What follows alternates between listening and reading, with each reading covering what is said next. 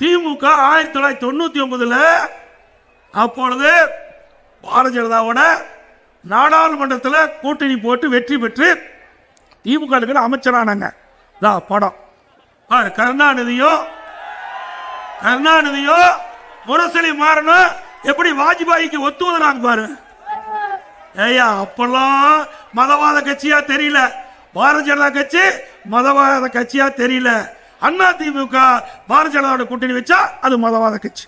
2001 சட்டமன்ற உறுப்பினர் தேர்தல் வந்தது. அப்ப பாரதிய ஜனதா கட்சியோட திமுக கூட்டணி வச்சது. இவர்கள் கூட்டணி வச்சா சரி, அண்ணா திமுக கூட்டணி வச்சா தப்பு. கூட்டணி என்பது தேர்தல் நேரத்தில் அமைக்கப்படுவது. இன்றைக்கு எதிரிகளை வீழ்த்த வேண்டும் என்று சொன்னால் விழுகின்ற வாக்கு சிதறாமல் நம்முடைய வேட்பாளர் கிடைச்சாதான் எதிரிகளை வீழ்த்த முடியும். அந்த வகையில் பாரதிய ஜனதா கட்சி திராவிட முன்னேற்ற கழக அரசை அகற்ற வேண்டும் என்ற ஒரு நோக்கத்தில் அண்ணா திமுக கூட்டணி அமைச்சிருக்குது. இன்னும் பல கட்சிகள் வர இருக்கின்றன. இப்படி பல கட்சிகள் ஒன்றாக இணைந்து அனைத்து இந்திய அண்ணா திராவிட முன்னேற்ற கழக தலைமை பாரதிய ஜனதா கூட்டணியில் அங்கமிச்சு 2026 சட்டமன்ற பொதுத் தேர்தலில் அதிக வாக்குகளை பெற்று அண்ணா திமுக கூட்டணி பெரும்பான்மையான இடங்களில் வெற்றி பெறும்.